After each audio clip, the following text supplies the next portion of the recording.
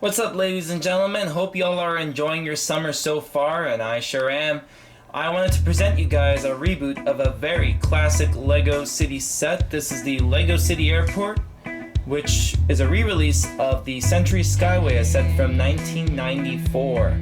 All I was able to reboot, though, was just the civil aircraft and the actual terminal. I wasn't able to find the pieces to do the cargo helicopter. But most of the rest of the set's intact, and really that's the part of the set that matters.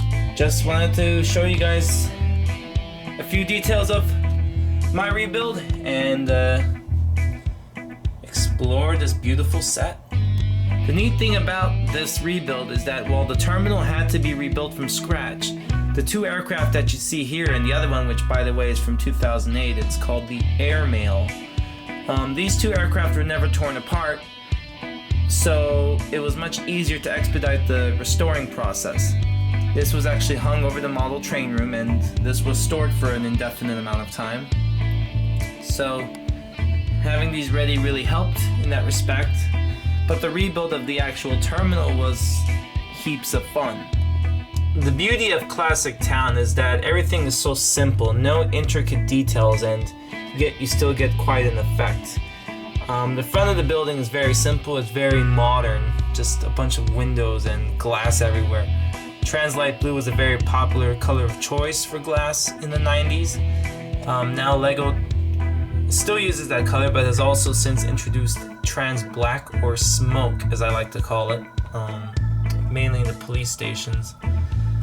There's also a classic garage whose doors are still produced today in sets like the fire station, and the helicopter, which is one of the earlier builds in the set.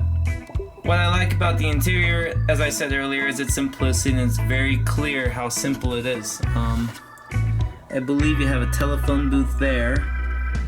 The luggage scanner is there, and now obviously, after the earlier events of 2001, all the airports have more delicate and more complex ways of processing baggage and people. This, I believe, is the clerk, more like the counter, and of course the schedule of departing flights, all international cities. I see Rome there, 9:30, and two very nondescript tables, all red, interestingly. If this were a modern set, it'd probably be brown or beige or gray or something. So you can really tell that this set is a pure classic, and I really like this set. This is before all the juniorization saturated the market and compromised the quality of sets. I did omit a few details, like I believe there's little beacons that the airport mechanics hold that go in those clips, but I omitted those from the build. And of course, in order to get into the aircraft, you have this vehicle.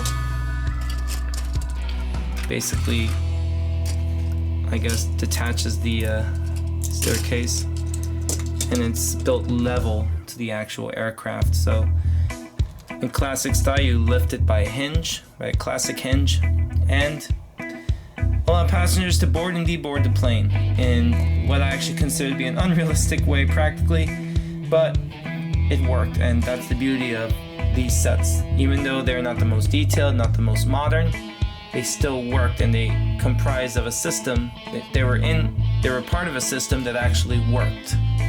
So here's what the inside of the aircraft looks like, a bunch of people heading to the beach, it appears, and the captain with a very abstract control panel up there, the cockpit, very futuristic windscreen being used up there, and very simply the bags being placed in the aft section of the aircraft.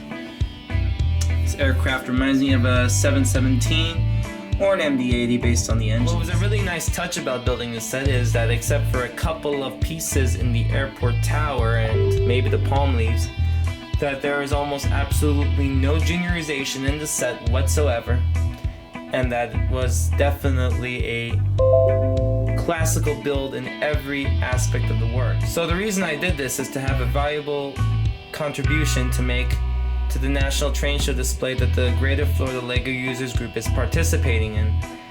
And not only that, it's just one of my favorite sets, and it was such a shame not to have it in one piece. And now, after basically I would say about a 10-year drought, it's back together for the most part, but whatever's the most valuable parts of the set is back, and it will be something that will be enjoyed and cherished this coming month. That being said, there isn't too much to say about this video. Wanted to make it a quick one, and hope you guys have enjoyed this blast from the past, and look forward to displaying this at the National Train Show in the Orange County Convention Center this coming August. From home base, thanks for watching. Please like, comment, and subscribe if you want to see more classic sets being rebuilt. Please let me know, and I'll tell you if I actually have it and if I can rebuild it. If not, I do have a couple surprises for you.